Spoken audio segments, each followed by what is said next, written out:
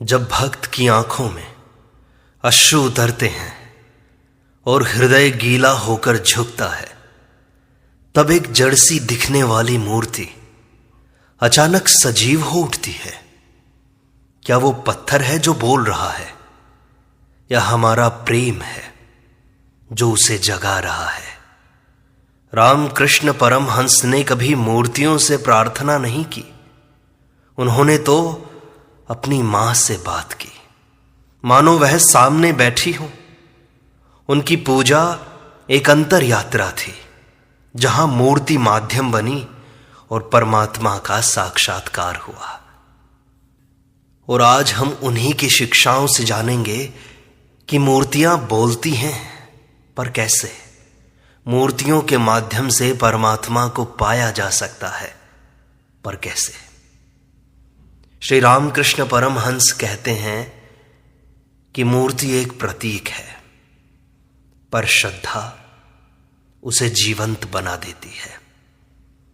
जैसे कागज में लिखी चिट्ठी का महत्व होता है, वैसे ही मूर्ति में छिपे हुए भाव का महत्व होता है। ईश्वर का प्रत्येक रूप हमें समझना चाहिए। वह प्रत्येक रूप में मौजूद है, पर जब मन स्थिर नहीं होता तो प्रतीक बस सहारा बन जाते हैं। जिस प्रकार मां की तस्वीर देखकर भाव आता है, वैसे ही मूर्ति से भाव जागता है। एक मूर्ति की पूजा आत्मा की पुकार है। यह हृदय का संवाद है। जब कोई बालक खिलौने को मां समझकर झूमता है, क्या वह प्रेम सच्चा नहीं है? श्री रामकृष्ण कहते हैं, जिसमें भाव है वही सत्य है। मूर्ति में चेतना श्रद्धा से आती है। शिला में शिव प्रकट होते हैं। सच्चा भक्त मूर्ति में ईश्वर को देखता है और वह उसे उत्तर भी देते हैं। यह उत्तर शब्दों में नहीं होता, अनुभव में होता है। मूर्ति तब तक पत्थर है जब तक मन भ्रमित है, पर जिस दिन प्रेम से उसे देखा, वह साक्षात बन गया।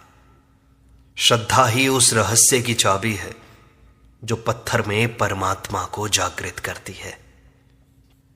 श्री रामकृष्ण ने मां काली की मूर्ति को बाल भाव से पुकारा। उन्होंने उसे केवल मूर्ति नहीं, अपनी जीवित मां माना। एक दिन उन्होंने रोते हुए कहा, मां, तू क्यों नहीं बोलती? अचानक भीतर से एक उत्तर गूंजा कि मैं तो सदा से बोल रही हूं। यह उत्तर बाहर नहीं, भीतर आया, चित्त की गहराइयों में। रामकृष्ण कहते हैं, मूर्ति बाहर है, पर ईश्वर भीतर से बोलते हैं। भाव की तीव्रता ही संवाद बन जाती है। मां ने उनकी आंखों से, हृदय से और प्राणों से बात की। यह कोई चमत्कार नहीं, भाव का चरम उत्कर्ष था। ईश्वर तब प्रकट होते हैं जब भक्त लय को पा लेता है। यह पूजा का अंतिम रहस्य है। मिलन तो भीतर होता है, और उस मिलन से बाहर की मूर्ति भी बोल उठती है। यह अनुभव केवल उस भक्त को होता है जिसने श्रद्धा को ही अपना जीवन बना लिया हो। और ये मूर्ति नहीं, ये तो मन का दर्पण होते हैं। रामकृष्ण कहते हैं कि मूर्ति में वही दिखता है जो तुम्हारे भीतर है। अगर भीतर शुद्ध प्रेम है तो मूर्ति ईश्वर बन जाती है। पर यदि मन संशय से भरा हो तो बस पत्थर ही दिखेगा तुम्हें। ईश्वर की अनुभूति बाहर नहीं, हृदय के भीतर से आती है। मूर्ति तो केवल एक माध्यम है, एक दर्पण है जो आत्मा को दर्शाता है। जो स्वयं में भगवान को नहीं देख पाता, वह मूर्ति में कैसे देखेगा? पर जिसने अंतर की आंखें खोली, उसे प्रत्येक मूर्ति उत्तर देती है। श्रद्धा जब गहराई बन जाती है तो प्रतीक भी सजीव हो जाते हैं। यह पूजा नहीं, आत्मा का दर्पण देखना है। मूर्ति तुम्हारी भावना का प्रतिबिंब है। तुम जैसे भाव से उसे देखोगे वैसी ही तो दिखाई देगी। यह भीतर बाहर के मिलन का विज्ञान है, और वही विज्ञान है जो मूर्ति को ईश्वर बना देता है। बच्चे की तरह पुकारो, मां दौड़ी चली आएगी। श्री राम कृष्ण का प्रेम मां काली से बालक जैसा था। वे घंटों मां की मूर्ति के आगे बैठकर रोते थे, कहते, हे मां, मैं तुम्हें नहीं जानता पर प्रेम करता हूं तुमसे। यह निष्कलंक निर्दोष पुकार मूर्ति को भी खींच लाती है। जब भावना शुद्ध होती है ना, तो पत्थर भी द्रवित होता है। श्री राम कृष्ण कहते हैं, बच्चे की तरह पुकारो तो सही, मां दौड़ी चली आएगी। मूर्ति केवल प्रतीक है, मां तो उसी से उत्तर देती है। यह उत्तर शब्दों में नहीं होता, अनुभूति में उतरता है। पूजा तब क्रिया नहीं, प्रेम का आर्तनाद बन जाती है। मूर्ति तब तक चुप है जब तक हृदय में भावना नहीं है। जैसे ही पुकार सच्ची होती है, उत्तर अवश्य आता है। कभी आंसुओं में, कभी भीतर की शांति में। यह अनुभव ही सच्ची पूजा का प्रमाण होता है। श्री राम कृष्ण कहते हैं, मूर्ति में प्राण तब आते हैं जब हृदय कांप उठे। मूर्ति को सजीव बनाने का विज्ञान केवल विधि नहीं है, भाव है। जब भक्त मंत्र नहीं आत्मा से पुकारता है, तभी प्राण प्रतिष्ठा होती है मूर्ति में।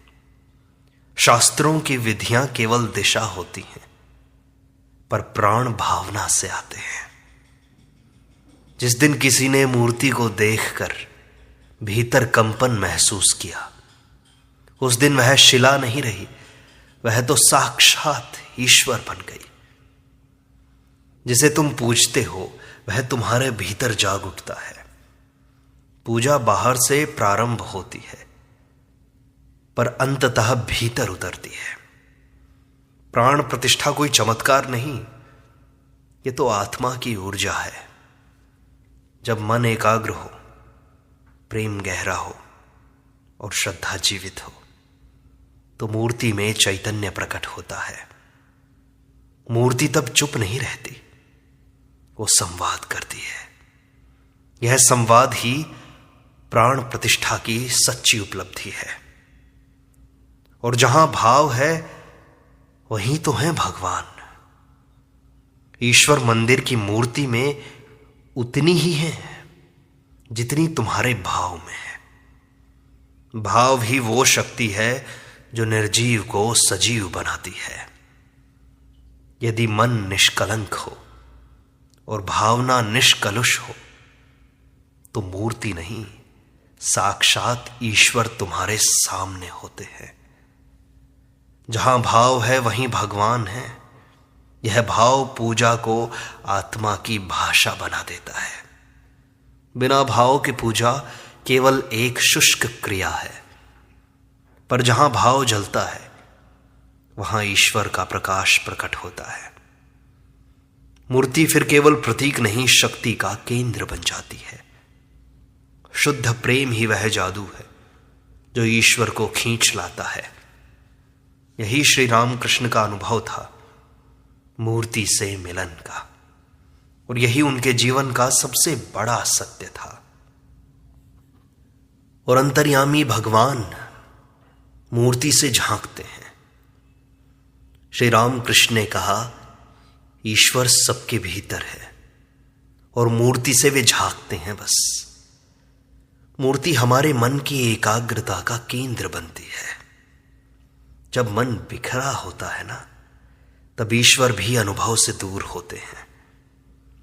मूर्ति उस माध्यम की तरह है जिससे मन को एक बिंदु पर लाया जाए।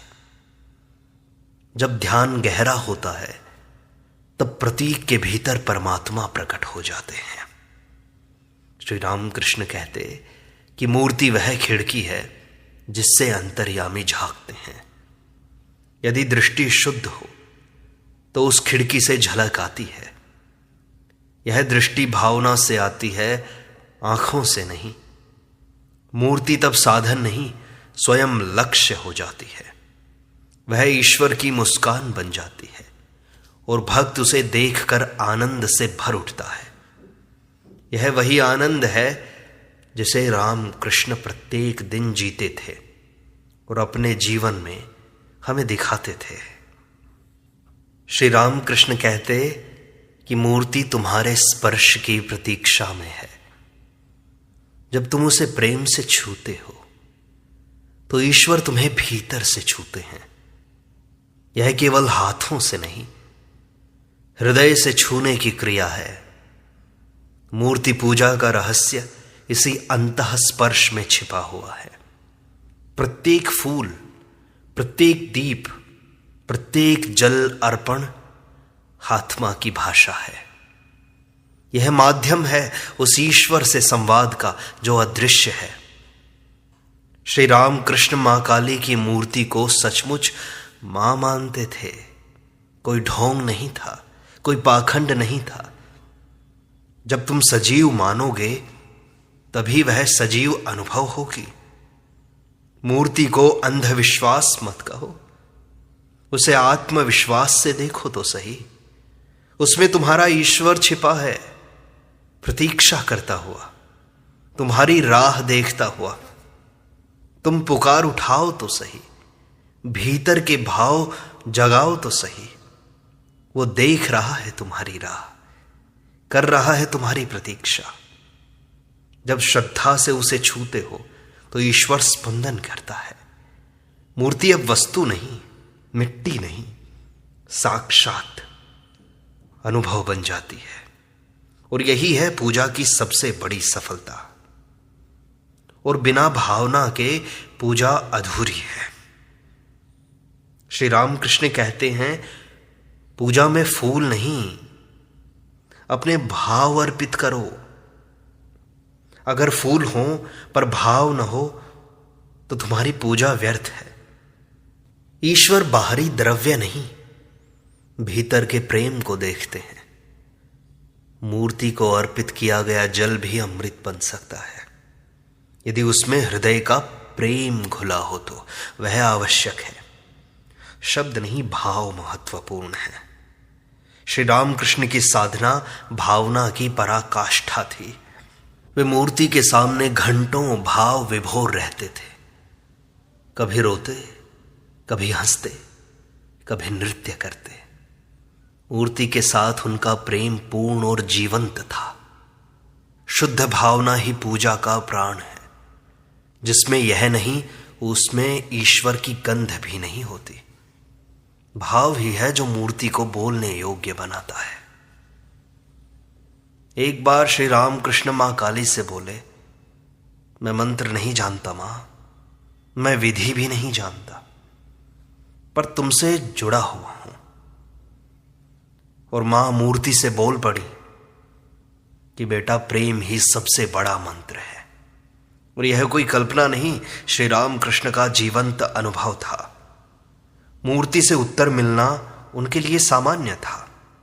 उन्होंने कभी पूजा को बंधन नहीं बनाया, बल्कि उसे मुक्त प्रेम का स्वरूप दिया।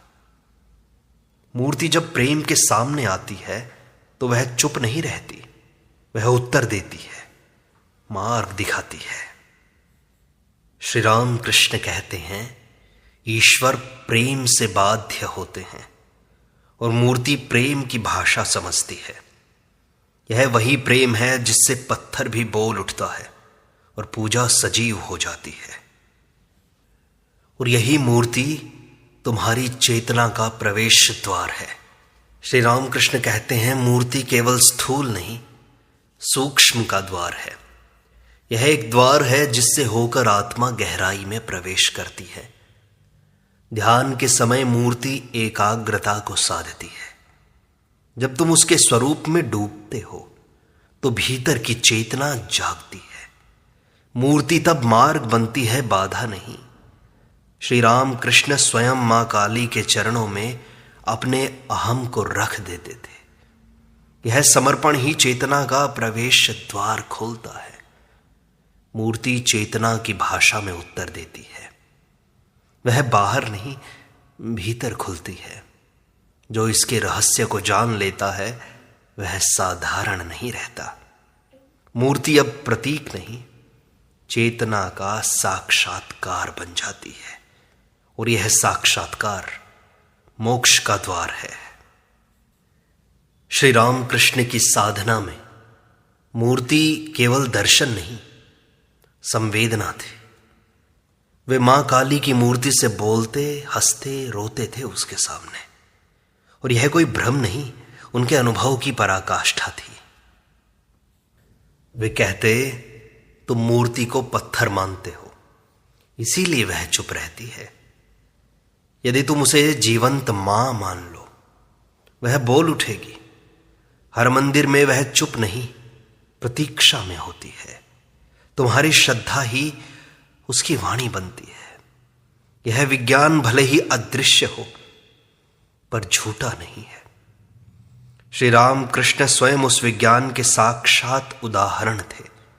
उनके लिए मूर्ति और मां में कोई भेद नहीं था, और वही भेद मिटने पर ईश्वर प्रकट होते हैं। श्री राम कृष्ण कहते हैं, प्रत्येक मूर्ति एक द्वार है आत्मा की यात्रा का। जिसे तुम पत्थर समझते हो वह द्वार बन सकता है, पर उसकी कुंजी तुम्हारे भाव में छिपी है। जिस दिन भाव गहरा हुआ, द्वार खुल जाता है। फिर वह केवल चित्र नहीं, आत्मिक प्रवेश द्वार है। मूर्ति स्थूल लग सकती है, पर उसका संकेत सूक्ष्म है। श्री राम कृष्ण मां काली की मूर्ति में लीन होकर अपने अस्तित्व को खो देते थे, और वह मूर्ति द्वार बन जाती थी ब्रह्म की अनुभूति का। हमें भी यदि सही दृष्टि मिल जाए तो प्रत्येक मूर्ति हमें हमारे स्व की ओर ले जाती है। मूर्ति नहीं बदलती, देखने की दृष्टि बदल जाती है, और वही दृष्टि आत्मा का द्वार खोलती है। वे कहते हैं, तुम्हारी दृष्टि ही ईश्वर का प्रतिबिंब बनाती है। यदि तुम मूर्ति को सजीव मानो तो वह सजीव अनुभव होगी, पर यदि उसे जड़ समझो तो वह जड़ ही रहेगी। यह बाहर की बात नहीं है, ये तो भीतर के भाव की बात है। जो स्वयं जीवंत हो वही तो जीवन को देख सकता है। श्री राम कृष्ण मां की मूर्ति को जीवित मानते थे। प्रत्येक क्षण उसी से संवाद करते थे। मूर्ति तब एक जड़ वस्तु नहीं, जीवंत साथी बन जाती है। यह मन की शक्ति नहीं, आत्मा की गहराई है। जो मूर्ति में प्रेम से झांकता है उसे ईश्वर की झलक मिलती है। यह झलक ही पूजा का परम लक्ष्य है, और श्री राम कृष्ण उसी झलक में विलीन हो जाते थे। और मूर्ति में तुम्हारी ही तो छवि है। तुम जिसे पूजते हो वह तुम्हारे ही तो भीतर है। मूर्ति उस आत्मा का प्रतिबिंब है जो देख रही है। तुम उसमें जैसा भाव डालोगे वैसा ही रूप लौटेगा। मूर्ति में डर नहीं, प्रेम देखो तो प्रेम ही उत्तर देगा। यह एक मनोविज्ञान है, पर गहरा अध्यात्म भी है। श्री राम कृष्ण मां काली में अपने समर्पण की छाया देखते थे। प्रत्येक भोग, प्रत्येक वस्त्र, प्रत्येक आरती आत्मा की भेंट थी। मूर्ति वह माध्यम है जिसमें हम स्वयं को पहचानते हैं। तुम उसमें भगवान नहीं, अपने भीतर के भगवान को देख रहे हो। मूर्ति एक दर्पण है, चेतना का दर्पण। उसमें देखो, बाहर मत देखो। जो भीतर चमकता है वही बाहर प्रकट होता है, और यही है मूर्ति पूजा का सबसे सूक्ष्म रहस्य। श्री रामकृष्ण ने भक्ति को जीवन का सर्वोच्च मार्ग माना और मूर्ति को उस मार्ग की पहली सीढ़ी कहा, क्योंकि मन बंधता है रूप से, स्वरूप से। मूर्ति रूप देती है, एक केंद्र बिंदु देती है, एक ध्येय देती है। उससे ध्यान गहरा होता है, भाव केंद्रित होता है। मूर्ति जड़ नहीं, जड़ से परम तक जाने का साधन है, इसे समझो। श्री रामकृष्ण मां की मूर्ति में चढ़ते हुए हर बार भीतर की गहराई में उतरते थे। यह सीढ़ी केवल चढ़ने के लिए है, उसमें अटकने के लिए नहीं है। केवल मूर्ति में मत फंसना, एक सीढ़ी है बस। धीरे धीरे धीरे धीरे तुम छत तक पहुंच जाओगे, फिर मूर्ति का साधन छूट जाएगा और तुम उस परम आत्मा को पालोगे। मूर्ति तुम्हें भक्ति से ब्रह्म की ओर ले जाती है, और जब तुम ब्रह्म को पा लेते हो तब प्रत्येक मूर्ति उस ब्रह्म की हंसी बन जाती है। हर मूर्ति एक उत्तर है तुम्हारी पुकार का। श्री रामकृष्ण कहते ईश्वर चुप नहीं रहते, वो उत्तर देते हैं। वो मूर्ति वही उत्तर है, तुम्हारी पुकार का प्रतिबिंब है।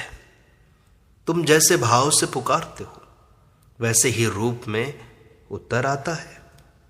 मूर्ति तुम्हारे आंसुओं को सुनती है, वह तुम्हारे हृदय की भाषा जानती है। रामकृष्ण मां से कहते थे, तू नहीं बोलती पर मैं सुनता हूं मां। और यह सुनना कोई साधारण नहीं है, यह अनुभव का शिखर है।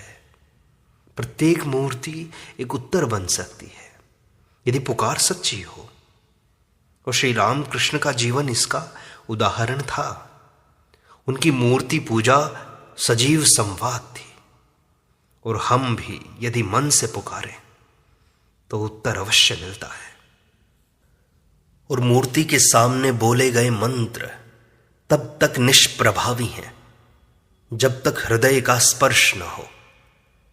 यह स्पर्श भावनात्मक, आत्मिक और मौन होता है। कई बार भक्त चुपचाप देखता है पर भीतर हाहाकार होता है। मूर्ति उस मौन की आवाज सुनती है। श्री राम कृष्ण मां के सामने चुप बैठ जाते थे और मां भीतर से उत्तर देती थी। मूर्ति केवल देखने की वस्तु नहीं, आत्मा की भाषा है। वह भीतर के कंपन से जुड़ती है। जो उसे भाव से छूता है उसी को तो अनुभव होता है। यह कंपन ही संवाद बनता है, और यही स्पर्श मूर्ति को जीवित बना देता है। और जहां श्रद्धा है वहीं ईश्वर है। श्री रामकृष्ण कहते हैं, श्रद्धा ही है जो मूर्ति में ईश्वर को बुलाती है। बिना श्रद्धा के मूर्ति केवल पाषाण है। श्रद्धा से वह चेतना का केंद्र बन जाती है। मूर्ति बदलती नहीं, श्रद्धा उसे बदलती है। श्री रामकृष्ण मां काली में श्रद्धा रखते थे, और कोई साधारण श्रद्धा नहीं, श्रद्धा की पराकाष्ठा। उनकी श्रद्धा ही मां को सजीव बनाती थी। श्रद्धा के बिना पूजा एक क्रिया है, पर श्रद्धा के साथ पूजा संवाद बन जाती है। प्रत्येक श्रद्धावान को मूर्ति उत्तर देती है। ईश्वर बाहर नहीं आते, भीतर जागते हैं, और वही जागरण मूर्ति से अनुभूति कराता है। श्रद्धा ही वह दिया है जो अंधकार में ज्योति लाता है, और जहां श्रद्धा जलती है वहां ईश्वर स्वयं प्रकट होते हैं। अब श्री रामकृष्ण और गहरे जाते हैं। वे कहते हैं कि मूर्ति कभी नहीं बोलती, ध्यान रखना, बोलता है ईश्वर तुम्हारी आत्मा में। जब तुम मूर्ति के सामने मौन हो जाते हो तब तुम्हारी आत्मा में एक आवाज उठती है। यही आवाज है ईश्वर की। मूर्ति एक माध्यम है ध्यान केंद्रित करने का। जैसे रेडियो एक उपकरण होता है तरंगे पकड़ने का, वैसे ही मूर्ति आत्मिक तरंगों को पकड़ने का उपकरण है। श्री रामकृष्ण इस यंत्र का उपयोग संपूर्ण श्रद्धा से करते थे। उनकी आत्मा मां से सीधे संवाद करती थी। वे कहते, मैं मां के उत्तर भीतर से सुनता हूं। मूर्ति तो बाहर है, पर उत्तर भीतर आता है, और यही अनुभव पूजा को जीवंत बनाता है। और मूर्ति को अनुभव करने के लिए अपने मन को सच्चा बनाओ। वह खिलौने में भी मां को देख लेता है एक बच्चा। बच्चे के मन में शंका नहीं, केवल विश्वास होता है। रामकृष्ण का ईश्वर प्रेम इसी सरलता से भरा था। वे मां की मूर्ति से वैसे ही बात करते थे जैसे बच्चा अपनी मां से करता है। ना कोई विधि, ना कोई नियम, केवल सच्चा मन। मूर्ति को अनुभव करने के लिए मन को निर्मल बनाना पड़ता है। जहां तर्क है वहां ईश्वर दूर है, जहां सरलता है वहां ईश्वर समीप है। मूर्ति उसी सरलता को आत्मा में खोलती है बस, और बच्चा बनते ही तुम मां को पा लेते हो। यही आत्मा की भक्ति की नींव है। श्री रामकृष्ण कहते कि प्रत्येक मूर्ति मौन में मार्ग दिखाती है। वह शब्दों से नहीं, संकेतों से सिखाती है।